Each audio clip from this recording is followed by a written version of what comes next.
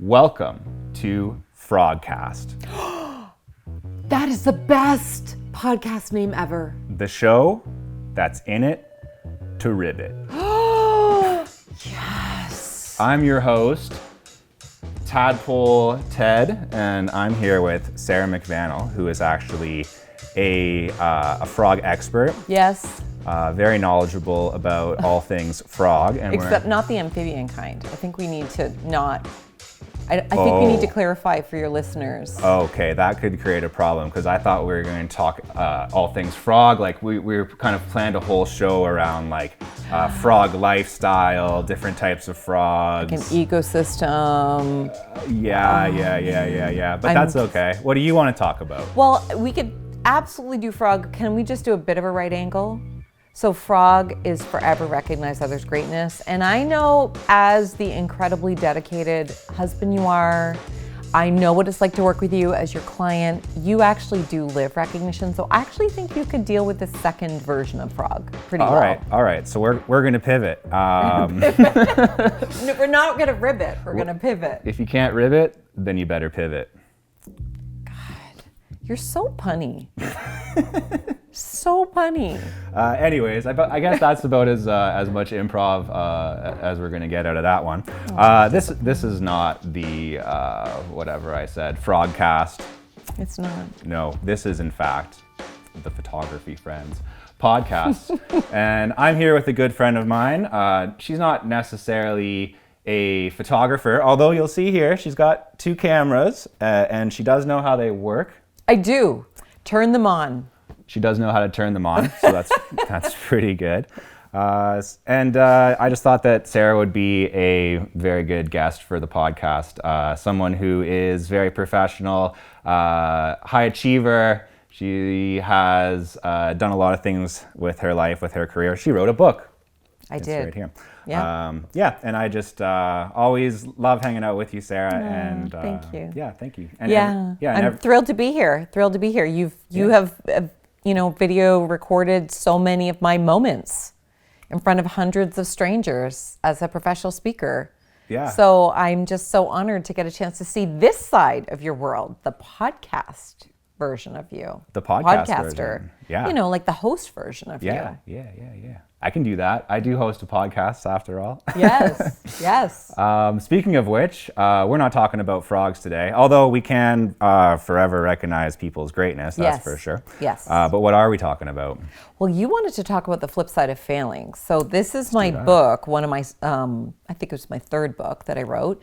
And when we were, I think, setting up one day, or maybe we were en route, I think we were driving together to an event. I'm a professional speaker anyway, by the way. That's why I don't just have random stuff on my background. It's my virtual speaking studio. So you and I were talking about failure, and we got into it. And I think I was going to be speaking that was one of my keynotes, the flip side of failing.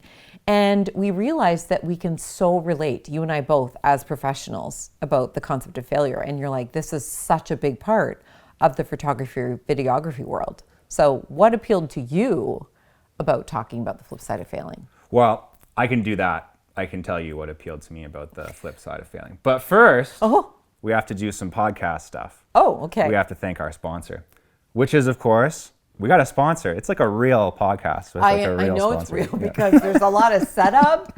I change my clothes. Like, this is official. Tell me about the sponsor. It's official. Okay, well, our sponsor is CloudSpot. It's the easiest way for photographers to deliver and sell their photos online on the internet where you're listening to this podcast. You can use CloudSpot to create beautiful galleries. You can easily download photos. Your clients can easily download photos. Really makes it just a seamless experience for everybody involved. They call it grandma proof. So even your grandma can take part. Well, it's also Sarah proof because I'm pretty sure you've shared through that platform. I'm like, as you're describing, I'm like, that's how you sent them. So they're also Sarah-proof. It's grandma-proof, Sarah-proof, baby-proof, maybe even. Probably a baby. They're probably more advanced than I am at this point. With tech, the new babies that are coming out. I think they actually give them iPhones when they come out of the hospital. Yeah. They're like learning AI and all that. They are. Babies right away. I'm scared about the future. Anyways. Dark. Yes. You can use CloudSpot to save time, impress your clients, and you can get 50% off by clicking that link down in the description. So now that that's done, I'm gonna put my phone away. Very important to recognize the sponsor. So thank you for sponsoring the podcast. Thank you for sponsoring the podcast. I'm even gonna turn my phone off. We're going off script here, guys. I'm gonna put it over here. All right, so how does the idea of failure affect me in my life as a photographer? Well, I guess that, well, I don't know. I think that my relationship with failure is that I still kind of fear it, I guess. Even though everything that's ever happened in my career like suggests that I don't need to be afraid of that. And every time that I've like stepped outside of my comfort zone and done something, even if I was like really stressed out about it and I was like, oh, there's this and that and so many like X factors and so many different things that can happen.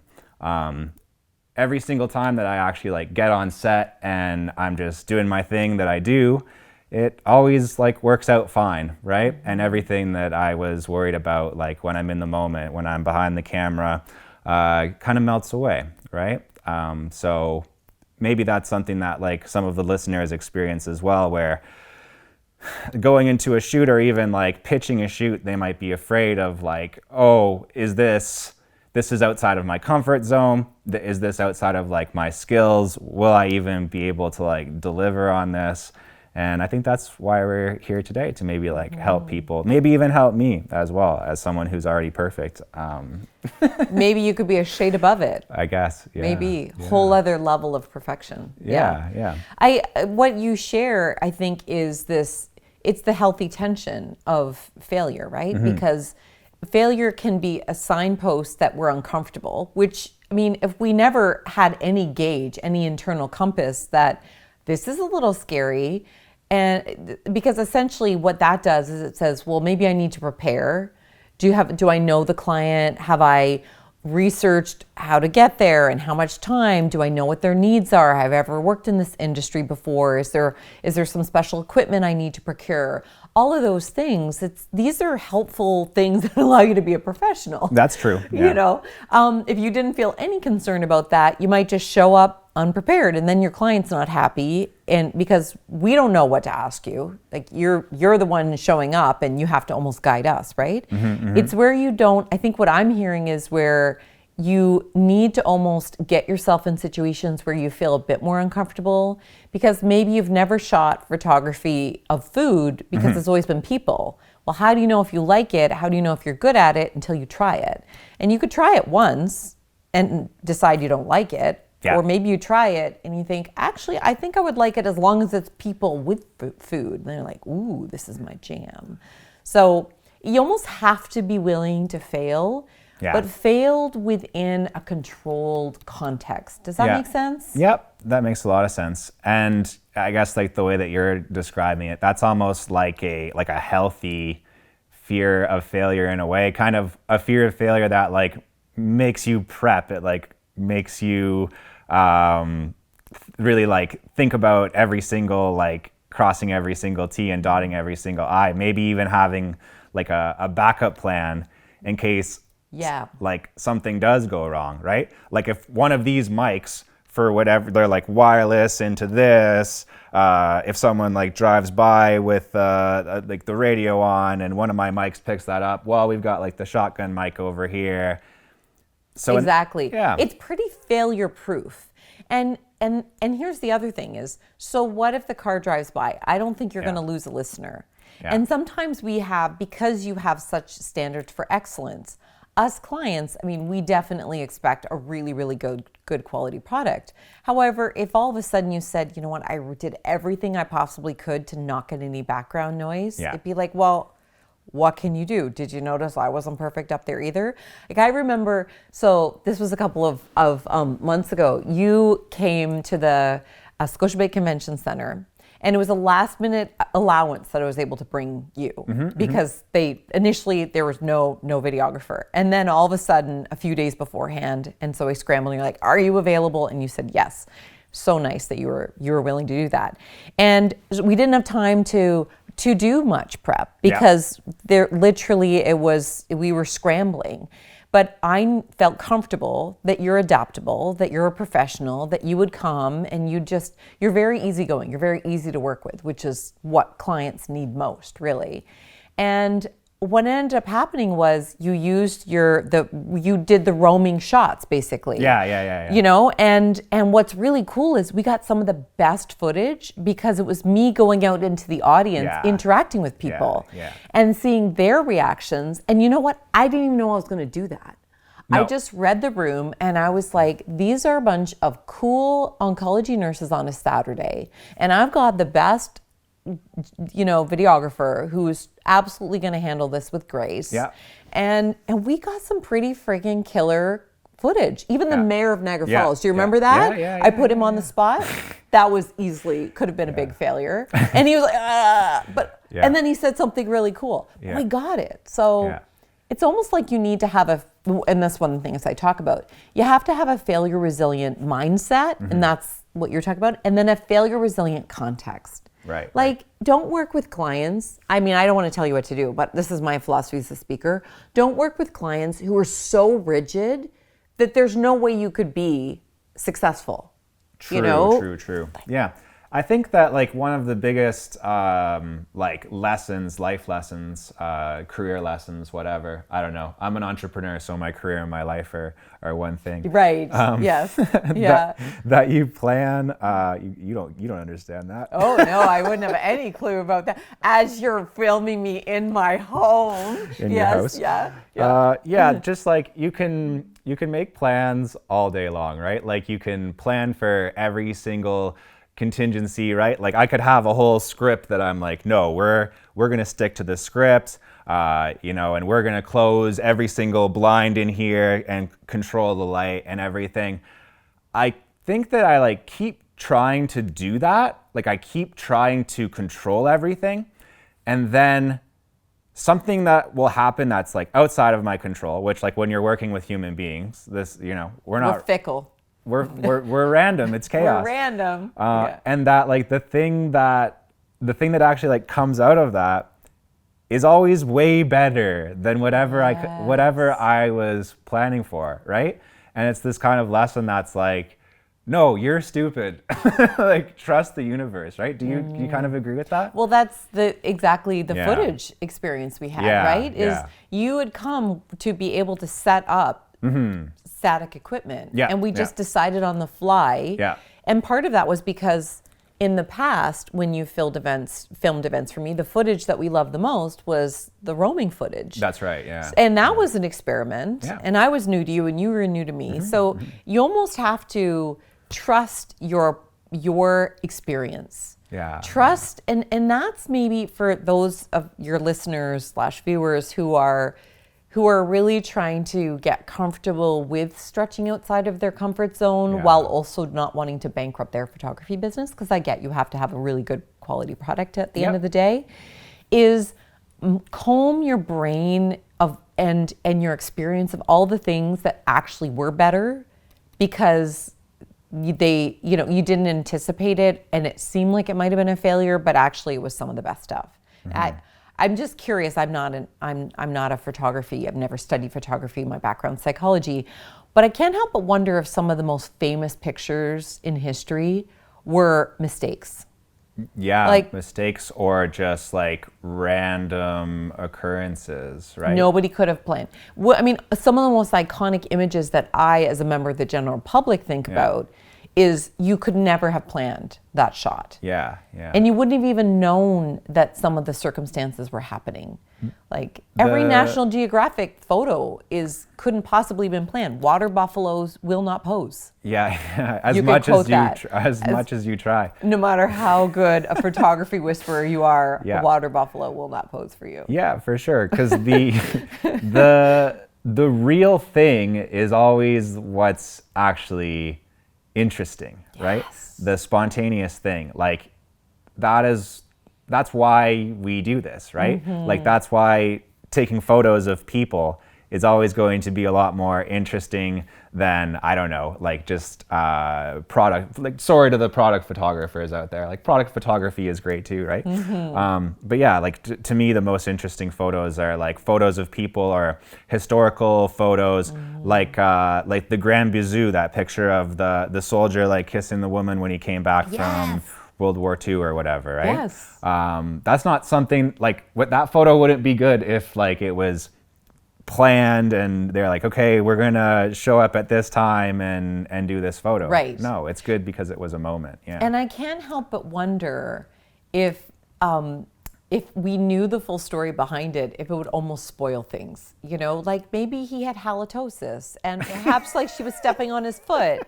And the embrace was like, he's holding on to her because she's about to fall over. We don't know the context, but it's like the story we need to tell ourselves by experiencing that photography. And that's where maybe food that's too perfect, it's almost like not relatable, because I can't cook food the way it looks in a wine and food magazine. I actually kind of like the photography that it's where it's a little bit different. And because I think we've always been a bit mistrustful of things that seem too perfect. Yeah. But now we're really mistrustful because there's so many filters. Well, there's even literally AI generated photos. Yeah, there's this Instagram account that I really like. I think it's called Drink in Moderation. And they do wine photography, right? Right. But they do like the craziest shit. Like they always will just like take a bottle of wine and like throw it all over the place, or they'll like go into the lake and like dump wine all over themselves and just... That sounds like a lot of wine wastage, so I don't know if I can get behind this, but I get your point. For the photo. But yeah, wasting wine is kind of a... We live in wine country, so I guess maybe we should say, well, at least, you know, it's consumable products. We have a surplus of it here, right? We do. So, We do. Yeah, especially now that everybody's gone back to work and they're not at home. Yeah, for sure. Yeah. That we don't need that much wine. We don't need as much wine. Yeah. Speak for yourself. Sorry.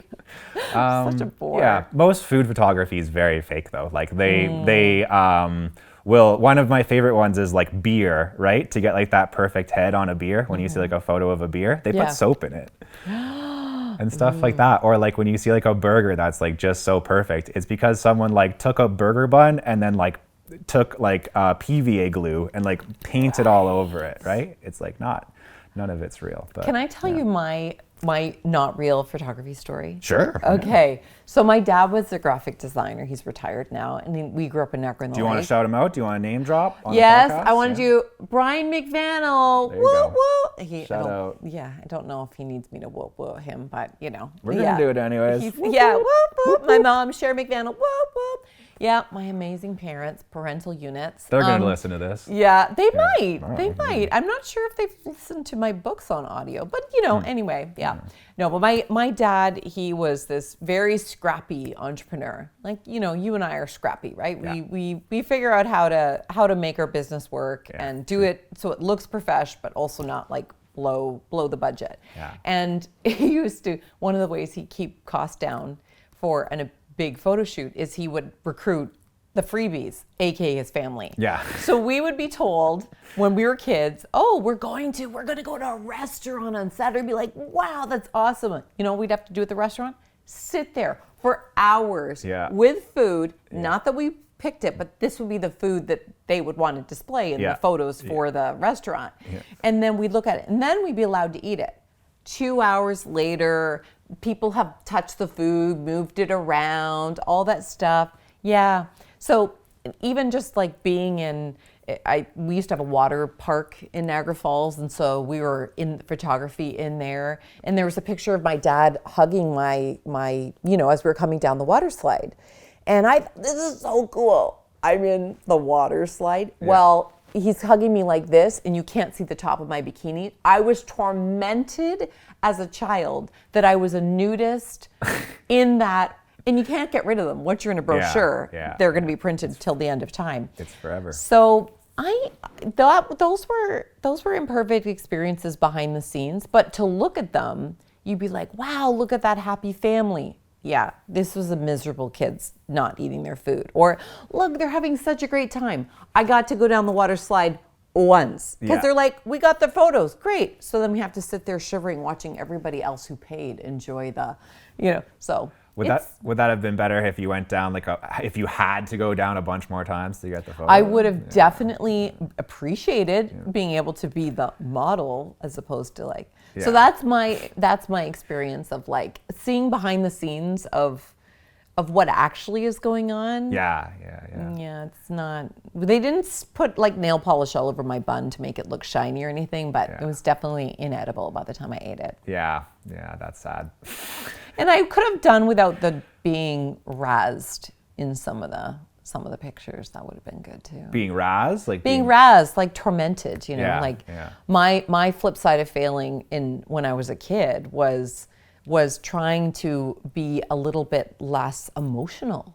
Like, I don't know if you were ever picked on as a kid, but I was so quick to tear and I took myself so seriously. I've always taken myself very seriously. I've always been a very kind person.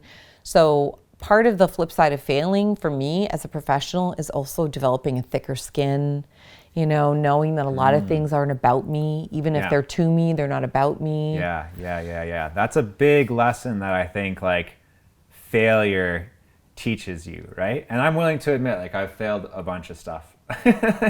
Never, like you were saying, you always have some kind of safety net that you never like really fall on your face and like really like fuck up everything. I used up my one swear for the podcast. Right? That's actually two. Not that anyone's counting. Did I use two? You F-bombed once, S-bombed another time. Does that count? I don't know. Who's making the rules? You guys decide. Yeah. But there's always there's always like a lesson behind that. And there's also like, you become more resilient to it and you start to like not care. And I think that like, not that you're not trying to do a good job, just that like the little things that used to really get at you and you used like, there was a time if I would like screw up something on a shoot, I would like go home after and like look at the footage and be like, I can't believe had I just done, the aperture was wrong in this shot. And if I did it different, it would have been good. And like get really upset about it. Like I used to play like a lot of music and stuff like that.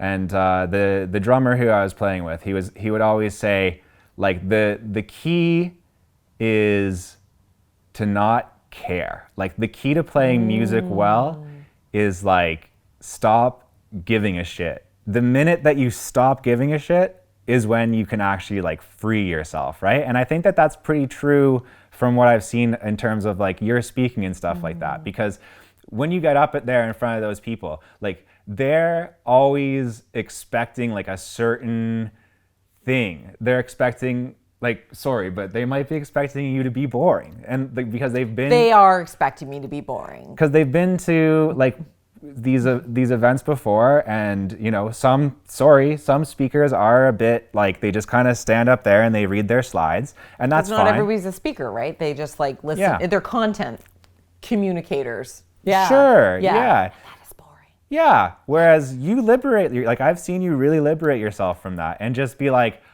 I'm doing what I want to do, and that's also like, it's not selfish though, because it's not that it's like, it's just what you want to do. It's like, and I've seen from the reaction of the crowd that like, they were expecting one thing and then you came and did that and they were like, oh, now I'm engaged. Like now I'm having fun, right? You have to put a little bit of this into any interaction. And the same is true when you're on the stage, is to be able to have the privilege of somebody's attention for 45 to 90 minutes. You have to really, build the up and down. It has to be funny, and then it has to be serious, and you have to have some data, but you also have to have some stories. And, you have to also be gauging constantly. If I thought this was a very serious group and they seem to be not paying attention, or they really reacted to when I said that thing kind of off the side, or when I just decide, you know what? Anyone here like raising kids? And a whole bunch of people's hands fly up, or none of them do. And I'm like, I'm pretty sure more than two people have children. I'm not gonna like, I'm not gonna, like I'm on to you, right? Like you kind of like you play off the audience's reactions, and you have to try to gauge where they're at, because it's not about me. It seems like it's about me, but it's not about me at all. I am a vehicle in which they will be able to learn or see something differently, or connect with their colleagues, or just simply get out of their everyday reality at work so that they can come back with a new insights, new perspective. So if I make it all about me, not only can I not be reading the room, adapting my content, I may not be, flexible enough to give them what they seem to be needing in the moment. Right. But I'm also making it about me from an ego standpoint. And that's, I think, what you're talking about with your drummer, is when he was saying, you almost can't give a shit. And I think what he's saying is, and it's such good advice, and this is the difference between a speaker who's experienced and a speaker who's new. Yeah. Same thing with like a photographer who's experienced versus a photographer who's new. It's not about you. That's very true. So you true. have to detach your ego. So if you can't get the burger looking perfect, it's not about you. You're not the one eating it. You're not the one looking at it. Is it what the client needs, right? Right. So I think and whereas like if you were like, no, every burger has to look like this. Yeah. If I have a piece of photography coming out of my shop, it has to look this good. Right. But if they're like, I just need you to take a picture of the burger, it's their burger. Yeah. It's their picture. Yeah. Give the people what they want. Yeah, So, very true. Kind of removing your ego from it, and realizing like what you're really there for. But also the fact that like, if you're constantly so afraid of failing, then everything that you do is going to be pretty boring, isn't it? Right? Certainly going to be really binary. It's Yeah. a success or a failure. Right. And life is not like that. Yeah. Like, you know how you were saying when you would go back from a shoot and you used a word that I don't even know what it is, because Aperture. Aperture. The listeners know what it means. Yeah, they know. You guys all know what that is, and boy, now that you say it, I want it. I want it all the time. I'll explain it to you later. You'll give me a lesson afterwards. Yeah. So you know that that's something that is necessary. And what if that one thing were off, but everything else were not just good? They were great. In fact, they might have been better. Yeah. Which one is going to make you the best photographer? Which one's going to keep you passionate and motivated in the field? Which one's going to make you crave to continue to get better? It's not beating yourself up about this one thing. Yeah. It's going, these pictures look pretty fantastic despite the fact that this was wrong. I wonder if that's not part of my style. I wonder if, again, I'm very hypothetical because I don't even know what that thing is. What is that thing? Aperture? Now I need to know. Here we are on the Photography Friends podcast. We're going to explain aperture. So it's just, you experience it every day because your eye does it. So when you are in like a dark room, your eye gets, like the pupil in your eye gets bigger. Yes. Yeah. Okay. To let in more light. That's aperture. Okay. So that's the same thing. Your camera has like a little hole in it, right? Right. If the hole is bigger, then that's like a wider aperture, which means more light, but it also means like a more blurred background. So if you were like shooting a bunch of people, you would want to shoot at like f7, like a more narrow aperture, so that you have them all in focus, right? That would be something that you could like screw up. Like if you shot that group of people at f4, some of them might be a little bit like blurred, and that might like upset you, right? But also, and if the people who are paying your bill are the ones who are blurred, then that might be a career-limiting move. I get that. Might be a problem for you. Yeah, we're not suggesting in this episode that you're like, oh, whatever. Whatever to aperture. Whatever happens, who cares? No. No, but have that attitude a little bit. Have that attitude where you're like, whatever happens, happens. Because if that frees you up to experiment, right? Like the best photos that I've ever done, like the ones that I'm like honestly the most proud of, and like I want to show them to people, like some magazine covers that I've shot and things like that, they're quite honestly the ones that I didn't plan. Like the ones where, yeah, we booked a studio, right? Did we use it? Like, did I look at every single part of the studio in advance and be like, send me screenshots of the studio and send me this and send me that? Hell no. I got there, I set up the lights. I was like, oh, there's a freaking mirror here. We'll use that. We've got these like nice like kind of Christmas lights. Let's throw that over here. Bring this in. Oh, there's too much natural light in here right now. Let's go get a beer and we're drink some beer, and then we're going to come back and shoot it. And honestly, then nobody cares about aperture once you've had enough beer, which is also, I guess, a strategy. Well, yeah, that's maybe the number one rule of photography. Is it? Drink enough to take the edge off? Yeah, is drink beer. No, it does work really well. I've actually had some clients before where it was like, you're being too rigid. Is there any vodka in this house? Right. And then all of a sudden, everyone's relaxed and having a good time. And then we're like, screw, I used up my swears, so I'm not using Yeah, now you have to use a different version. You're like, screw this, we're hitting the street. Like, we're going, oh, the sun's setting, let's go. Let's like, we're walking on the crosswalk, we're doing all this stuff. Like being open to that. But I feel like you're asking me questions. I don't know, which is fine. I think a back and forth is... Yeah, that's good. That's good. I think it's conversational. But I did want to ask you some questions. I'd love for you to ask me questions. All right. Okay. What type of questions do I want to ask? Do I want to be asked?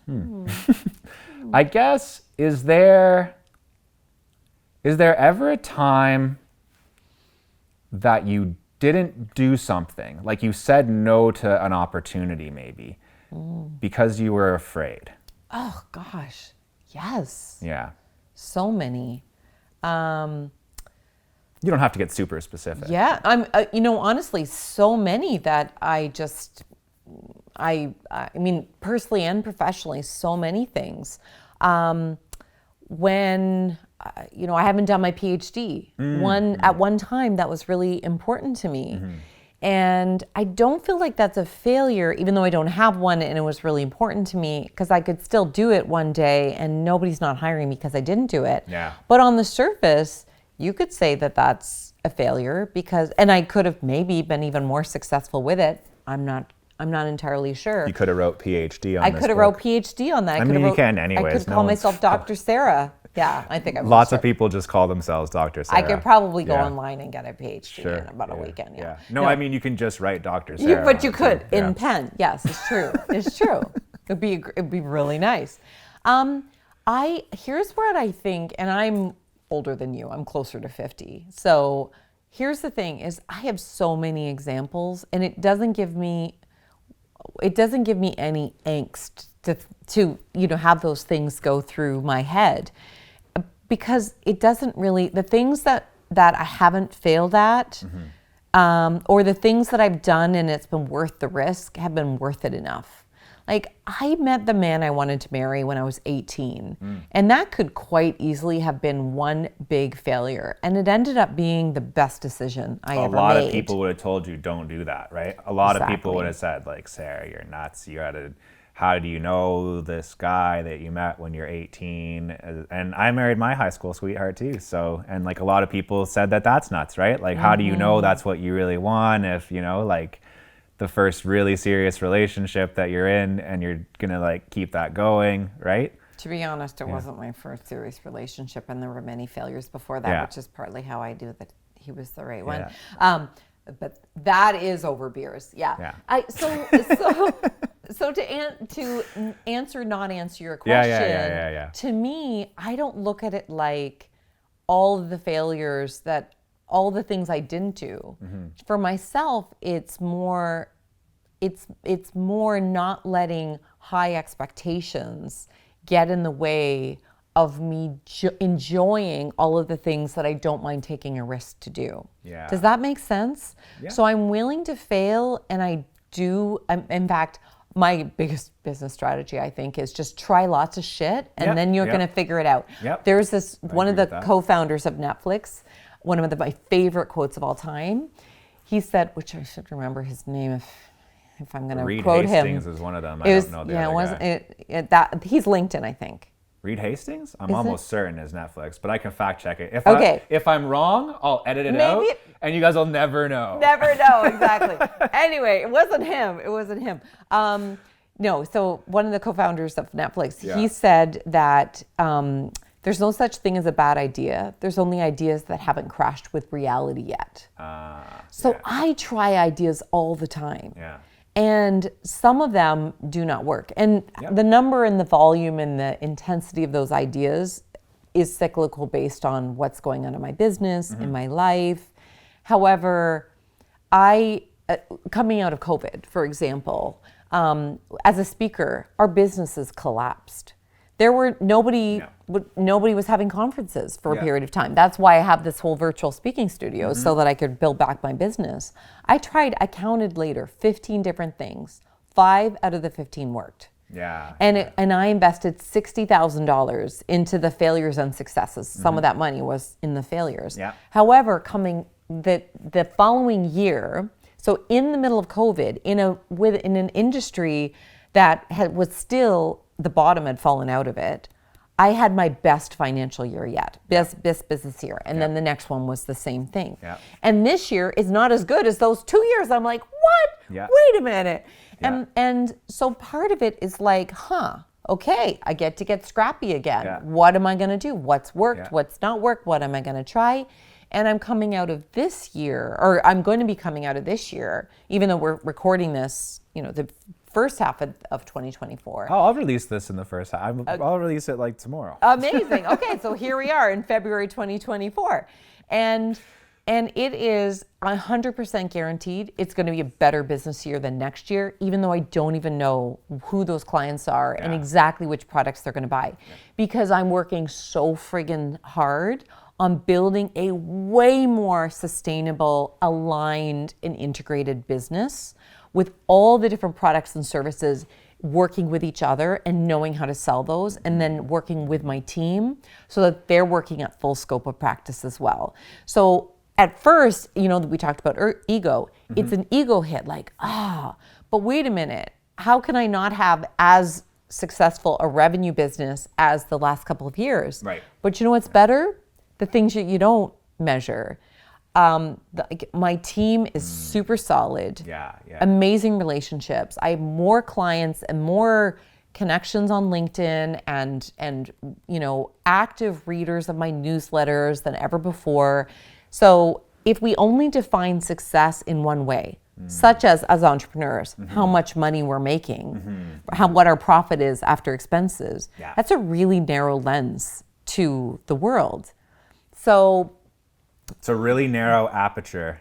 It's a really narrow aperture. That is exactly it. So that is a photo mic drop right there. Don't have too narrow an aperture, or else you will not experience the true zone of your greatness. Or else you won't get that nice bokeh. Bokeh? I forget what the official pronunciation of the podcast is. We're gonna say bokeh. Bokeh, like okay. Bokeh. I'm thinking you were meaning bouquet, like it's in a flower bouquet. No, it's like remember that thing I said earlier? If you have a wide aperture, you have a more blurred background. Oh. The fancy word for that is bokeh. God, I'm learning so much from this podcast. Yeah. Good. I am going to totally photography term my entire dinner conversation. Okay. I'm going to find so many ways to use these terms. Yeah. They're going to be like, wow, she is so smart. The shutter speed with which you're serving these beans right now is just crazy, man. You said metaphorically too? Oh yeah. This is going to be good. But the thing that I want to touch on too, that I want to really like pinpoint what you just said, right? That thing of you had your best year of like your business up to that point during the pandemic, right? 2 years in the middle of the pandemic. Yeah. The best financial years. Yeah. So my best business year up until that point too was also during the pandemic. Yeah. And I think that it's because, and this is like maybe a lesson in failure. Yes. Like, not that it obviously had nothing to do with me, right? That like, there just weren't, like, same thing with you. There just weren't events, right? I'm primarily an event photographer. So that really, like, it was like I had failed, but not because of anything that I did, right? But that failure freed me. I could do other stuff because, like, the bottom had already fallen out, right? Right. So it wasn't like, all of a sudden when you're considering your options, you're not like, well, this idea is stupid, I'm not going to try it. This idea, like, and you talk yourself out of the ideas. Yes. It was like, psh, well, nothing to lose, right? So try the shit, right? Which was really like when I first started my business, or even before I started, when I was working on graphic design, like before I even owned a camera, right? That was always my mentality, was like, try shit. Ah, damn it. Oh no, he owes you $5 now. I'll beep it out. Yeah. Just try it and see what happens. And luckily, I'm like one of those people. I don't know where I got this or why I am the way that I am, but I feel like you probably have this too. Otherwise, it would be very hard to do what you do. That you have like an inexhaustible energy, and that we all get burnt out, right? But I'm saying that like that tank is always going to get refilled, maybe a lot faster than other people for whatever reason. And trust me, it's exhausting, guys. Like, you don't really want it. But the idea that, like, warning label on our energy. Yeah. Yeah. The idea that, like, just all of those things that you try because when you have nothing to lose, whereas when you have everything to lose, then you're like, let me start doing the same thing over and over again, right? It lowers the waterline of risk. Yeah. So you see all the cracks that existed all along. Yeah. And now you're like, the only thing that I can do is either, I mean, the waterline could get a bit lower, but is low. And nobody likes that. So, you know, and again, it frees you of the ego because you've already taken the ego hit. If you had ego involved, which I have a lot of ego involved. I mean, you know, you can't do what you do putting yourself out there. Me on a stage, you know, you behind a camera, and it just, you have a lot of pride in producing great quality work. So you have to have some ego attached to it. For sure. Yeah. So in business, it's not like that just isn't there. It's not like we only have high stakes and we really care about things about the final product. We take our business seriously so that our product can be taken seriously and be great quality. So I absolutely love what you're saying, and I hope that folks take that lesson personally and professionally from your suggestion, from your life lesson here.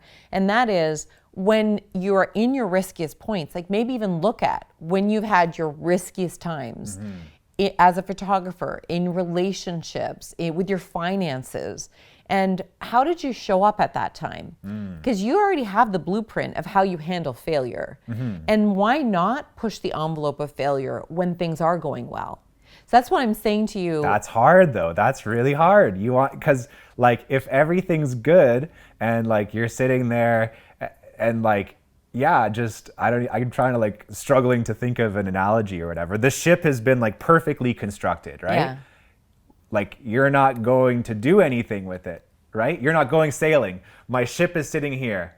Who enjoys their boat sitting in the yard? My sails are clean, right? I don't know about boats. The deck. You want to sail them. That's what I know. You want them to leave the dock. Yeah. Yes. Yeah. And if you're so worried about, oh, well, you know, the starboard side, then. There is a starboard side. Wow. You do know about boats. Yeah. No, I agree with you. It's like you have the perfect lens. It's not like you're going to leave it in the case in case it gets smeary or broken or what have you. You want to use it. Yeah, you know, that's part of the fun. Yeah. Why didn't I use it? Why did I not use a photography metaphor? Why did I use a ship metaphor? I'm not sure. Because maybe you have an inner sailor that you just really, you want to experience the world of boats in a big way. Well, we're looking out at the lake here. You guys probably can't. Maybe if you put a boat on that lake, it would be run aground. Oh. It's very shallow. Okay. We're on 16 Mile Creek in Niagara Wine Country, so it's true. Technically, there is water. Yeah. But you would probably prefer a kayak. But you know, yes. And this is, your example that you used around trying things. When and as you say, you had your best year coming out of that because you just tried things. That's the position that I'm in right now is I am like, wow, so if it broke again, it's not that it's my fault. I mean, I could sit here beating myself up, or I could sit here waiting. I mean, a lot of us speakers, and I'm not being critical, it's just this is commonly known in our business, I'm sure the same in yours, that it's cyclical. So I could say, oh, well, summers are always slow, or, it's not the season for the type of keynotes that I deliver, and be like, well, guess I'm gonna have to put up with that every year. Or the emotional roller coaster of like, oh my God, is my business collapsing? And every year it gets better. I mean, if you ask my husband, probably your wife's the same, Yep. They'll be like, oh, yep, this business freakout's right on time. Yep. Oh yeah, I was Yep. wondering how long it'd take you. Yep. But I don't want to, I'm so done with trying to emotionally manage that drama as an entrepreneur. I am going to build a more rock solid business. And I have all the things to do that. So I'm going to use this time where I'm not on the stage, and I'm going to use it because as soon as I get into action, inevitably, that's when the phone rings. It's right? so true. Yeah, Isn't it? Yeah. No, it's a very like rains, it pours type of thing, right? Yeah. And then every time that happens, and I talk about this with other photographers all the time, because I think, and other entrepreneurs as well, I think everyone kind of experiences this, especially when you do like kind of an events-based thing, or when your work depends on other people like doing big things, right? That you like really, you start to, in those moments where you're not as busy, you start to like panic and you start to worry, and you start the internal dialogue starts going like, wah. Yes. And every single time, like it's going to go back up. And when it goes back up, I always say, I should have just enjoyed that time. Yes. I should have just trusted it. And now I have so many shoots that I'm like trying to find somebody else to shoot it, right? I'm like so busy that it's like, oh, wow, call like any other photographer that I know. And and then you don't enjoy the peaks. Yeah.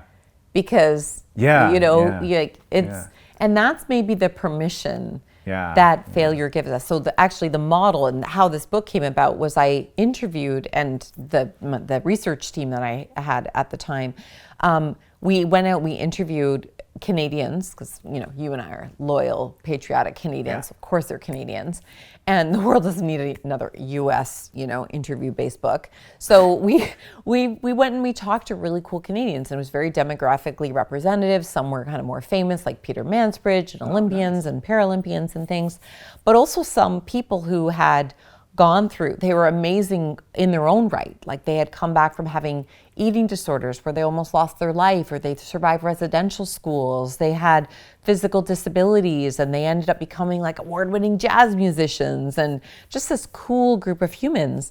And it was a book that was going to be about greatness, because Frog forever recognized others' greatness. It was going to be my fourth book. The other two books were about recognition. This book was going to be about kind of the motivational keynote version of my work. And it was so boring. The content that I was writing was so boring. I put myself to sleep. I'm like, if I'm interested in this and I think this book's boring, I don't think I should keep going. So I put it away, tried to rewrite it again, boring, put it away, came back, and then I looked at it anew and I said, okay, this clearly is not a book as originally intended, but there's great stuff here. What does this book need to be? And I let the interviews and the wisdom of the people that clearly were smart enough to be asked to be interviewed, or for us to ask them to be interviewed, they had to teach me. And the only theme that arose in every single interview was how important failure was in wherever they got to. Peter Mansbridge does not have a university degree, and he became one of the top jobs of CBC, completely unqualified. And he had so many doors slammed in his face. That's way more interesting when it comes to journalism than somebody whose parent was also the head of CBC and gave him the job, So it's every one of those stories had these fascinating, and it made so much sense. if you're at the Olympics, your body is not designed to do the kind of things that it has to do to become one of the medalists, to even be able to get there. So you're literally torturing your body, essentially. And the mindset you have to also be able to get there and perform. Yeah. Sacrificing yourself in a way. Yeah. I mean, you literally are putting your entire life on hold. Relationships, mortgages. I mean, nobody comes back from the Olympics with money. I mean, even like sacrificing your physical body. Yes, your physical body. Exactly. Yeah. So we learn through these stories, and how ironic that I failed to write the book 2 times before I wrote a book on failure. Yeah. And by not getting it right twice, the roadmap of what every one of those very different stories showed me was, first you have to have a failure resilient mindset. Then you have to have a failure resilient context. So you can't work for coaches, be in a marriage or in a partnership or in a school or in a business or in a workplace where failure is ridiculed, belittled, shamed. You can't be in this perfectionistic or judgmental or highly competitive, destructive, emotionally crushing kind of context. Nor can you be in one where nobody has any standards or nobody's held accountable. You have to have a context where failure is expected, including accountability, that it's going to be mined for the gold. Yeah. And so the third piece of mindset, context, and then it's what happens when that failure is there. How do you capitalize? So initially, you can be deflated, then you mitigate, and then you elevate. Your point earlier around contingency planning is, if a failure happens on the shoot, you get deflated or there's a problem. Yeah.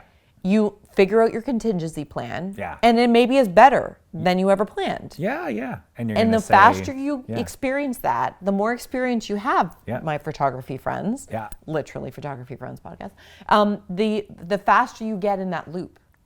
In fact, you may be hungry for the failure because you know that's the best stuff. Your clients are going to go, you know what? I can trust you with anything. Because you showed up and we didn't even know that there was no soundboard, and you always have backup equipment.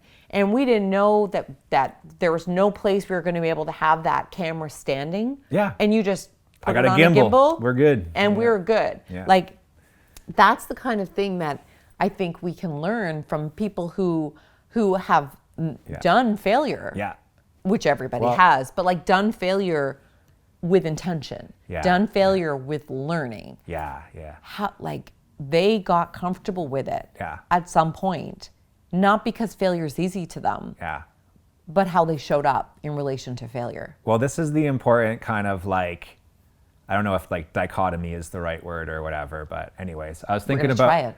Well, I'll use a word. Let's use it. It's not a swear word, so words. Yeah, it's a podcast. We're using words on it. Yeah. This thing I was thinking about, just in kind of, not that I don't have any notes, guys. My phone is off. Not that I really prepared for this podcast, but just I was thinking about it earlier, and I realized that, like, so many people, myself included, like we fear failure, right? When maybe what we should fear is success. Now think about that for a second, because what I mean is, I was thinking, like, in my, like, when I whatever was in high school, I didn't get it really like deep into like photography, videography until, I was kind of like later on in my 20s, right? And I was thinking today, like, all the other things that I tried, like I went to university for political science, right? I like playing music. I've had a band. You guys can check out Acid Kitten on Spotify if you want. All of these different things, right? That I'm really into art as well. Like, I'm good at drawing and stuff like that, right? I like playing hockey, right? That's a really lovely collection of cool human stuff. Thanks. But what if I had been too good at one of those things? Like, what if I was so good at playing hockey that I got like drafted into OHL, and then I was like playing hockey, but that's not what I meant to do, right? I meant to do this. Yeah. I meant to run a business. I'm meant to do photography. I'm meant to like meet people like you, go to like cool events and like be a part of that community. So that's the thing, is like that trust. Trust, like whatever you want to call it, right? Trust the universe, trust like events as they happen, trust reality. That like Trust yourself. Trust yourself. Yeah. Yeah. And be like, this is what it's supposed to be, right? And like, yeah, had I been like too good at that other shit, like I don't want to be an academic. No. Yes. No. Imagine you could have been prime minister. Oh God. Oh God. Oh, lucky that, because that's ultimately like the pinnacle of, right, in poli-sci. That sounds terrible. Wow, you get to be in government. Or like a lawyer or something. A lawyer. Oof. Woof. No way, man. Wow, you could have the Lawyers Friends podcast. Coulda. Don't know if those words go together. Anyways, hopefully. No, I totally agree with what you're saying, is that success, not only can easily steer you in a certain direction, and it maybe isn't your direction or one of your only directions. It also, at some point, you tap out on success. True. At some point, somebody's better than you. And I can tell you from, from knowing people in my sector where people get a lot of money and there's a lot of, eyeballs on you, and it can be a huge vanity thing because you've got so many followers and people resharing your stuff. And then all of a sudden, what if you get sick? Yeah. What if you are going through a huge marital breakup because you've been married to your work? What if you, again, COVID hits and you define yourself through work, or that you can, life will throw you lack of success at some point. Yes. Yeah. No one's on top forever, right? No one's on top forever. And there's always somebody there to knock you down a peg. Yeah. Look at how many, when you have the Super Bowl, right? There's people are on it because of the singers we were talking off camera about Usher. Yeah. And people like his performance, don't like his performance, but he made a ton of money from doing that. Of course. So people, there's always haters that are going to come out, and you and I could spend the rest of our time talking about what he failed at and what he didn't. But the point is, he made tons of money, and that's really what he's trying to do as an entertainer, is make lots of money. So. And entertain people. It was entertaining. Like when everybody came out on the rollerblades and they were doing all that, I'm like, this is a big risk. You could really rollerblades. And a quick change into his rollerblades. Like you could have definitely had a wardrobe malfunction in that regard. Absolutely. Like when things go bad, they go bad. When things go bad with rollerblades, that's somebody loses an eye. Yeah. If you're lucky. If you're lucky. So, it's failure we think is the thing we need to avoid. But you're right, success is too. I mean, so many I really recently released an article on body image. And I don't normally talk about that because I'm a recognition expert. I help corporations retain people. What am I doing writing an article on body image? Because I had this limiting belief about looks and image and all that stuff. Won't get into it. We could put it in the show notes if anyone wants to read it.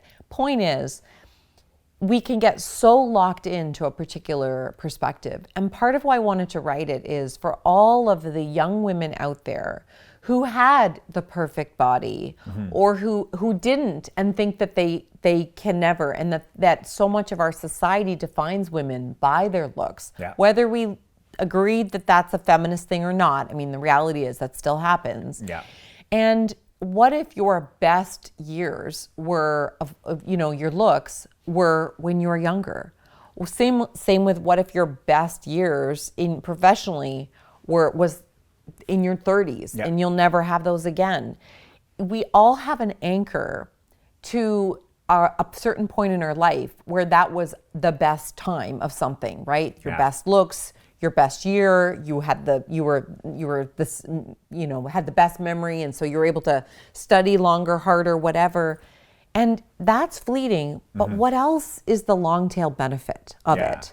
Like I'll never be able to have the perfect, look, but I am so much more confident in my own skin. Yeah. So although my own skin doesn't look as good as the skin I had, I love the skin I'm in now. Right. That to me is worth 10 times the elasticity that I will never have again. That self-love is also something that like time cannot take away from you. Right. Other people's opinion cannot take away from you. All of these, like no one can take it. No one can take. I mean, you could certainly, if you don't have like some mental management of it, then you can certainly it can chip away at it. Yeah. We're not,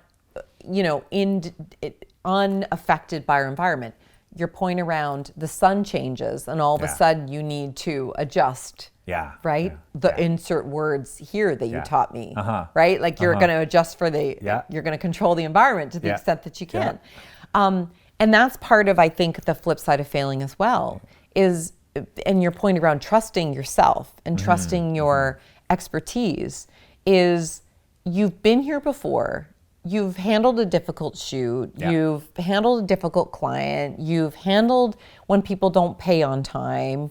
Use that as tuition. Mm-hmm. And that tuition, nobody will take away from you. People don't pay on time? Oh no. I know. You've never had that. I've never had that. Oh my gosh. Yeah. Anyways. I've literally had wealthy companies be like, I don't know. Yeah. We pay in 6 months. Yeah. 6 months? I might be dead. I'm a small business owner. You need to pay me sooner than that. Yeah. So anyways, we could talk forever. We got like an hour podcast here, so I think we should probably, it says right here on my little thing, it says an hour. Gosh, so time flies when you're talking about failure. Yeah. Time flies when it's comfortable being yourself and talking about stuff that really matters. Definitely. So I think like the most, the things that have kind of come through the strongest points to me, don't let the fear of failure keep you from trying, right? Trust yourself, trust the universe, trust that the way that things are unfolding are the way that they should be unfolding. And I think like, don't fear failure, maybe, and sometimes fear success. Fear the idea that if things go too easily for you, then like what you're doing is going to be boring, and also that all of those, every failure is an opportunity to make you smarter, better. You'll have more contingency plans. You're going to be more resilient, and you're going to be like more bulletproof as a photographer, an entrepreneur, and as a person. So. People will like you. And you'll be way more interesting at parties. Yeah. Talk about your failures. Yeah. And other stuff that we should talk about. It's plug time. We're going to roll that plug music. You can't hear it right now. I can hear it in my head. The plug music is playing. So plug it up. Do you want to plug your book? You want to plug something else? If anyone would like to read a book, they are welcome to. Flip Side of Failing. It's available in audio and digital as well as print. You read the audiobook? I read it. You read it? Like, I mean, when people listen to it, they're hearing your voice? My voice. Wow. In a very, very failure experience over and over again studio. Okay. I literally lost my voice because I didn't take care of myself. Oh my God. I record, it's 8.5 days in the studio with a not great, over-promised, under-delivered environment. Yeah. And so please, just, even if I have to pay you to listen to it, can you listen to it? Because I no joke, I lost my voice because I didn't take care of myself. Yeah. And I almost failed at being able to I'm listening to Andy Serkis reading Lord of the Rings right now. I don't know how he did it. Like, I actually don't know. That's the crazy thing. Like, so. I don't know. Yeah. I don't know. I don't have the ability. So yes. A lot of honey in your tea, I guess. Exactly. Throw coat tea. Oh, I've got all the skills on saving the voice. Just send me a message. Well, I guess here's the other plug. Connect with me on LinkedIn. Okay. I'd love to be connected to you, and if I can help you in any way, reach out. Yeah, we'll put those links in there. And if your people need a great speaker, that too. Yeah, hire Sarah. Obviously, I do well, and sometimes I fail. So, because obviously that's what we're all about. We're perfectly imperfect. And it has to be in Niagara so that you and I can work together. Yeah. Well, no, don't say that. Anywhere. She'll fly. You'll fly. I will fly. We particularly like to work together here in Niagara, though. Yeah, I'll fly too. So yeah, that's it doesn't true. matter, so Yes.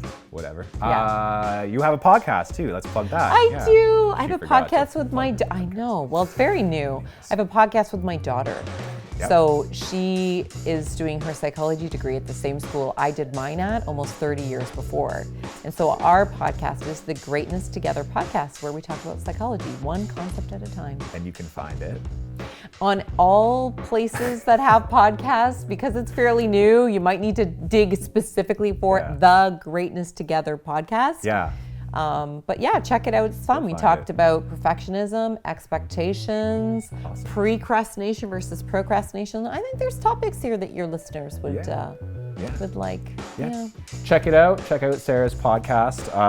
Another podcast you can listen to is obviously this one. It's also obviously it's in all the places. It's also on YouTube. So if you're listening to just the audio version, there's like video version of the podcast on YouTube.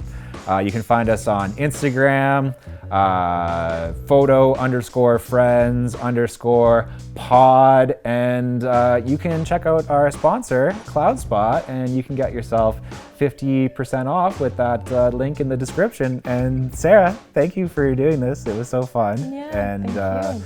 It's going to just help. It helped me, so I think it'll help the listeners too. So. And I've learned all kinds of cool psychology or photography terms. Yeah. So thanks for the education. Yeah, we know what aperture means now.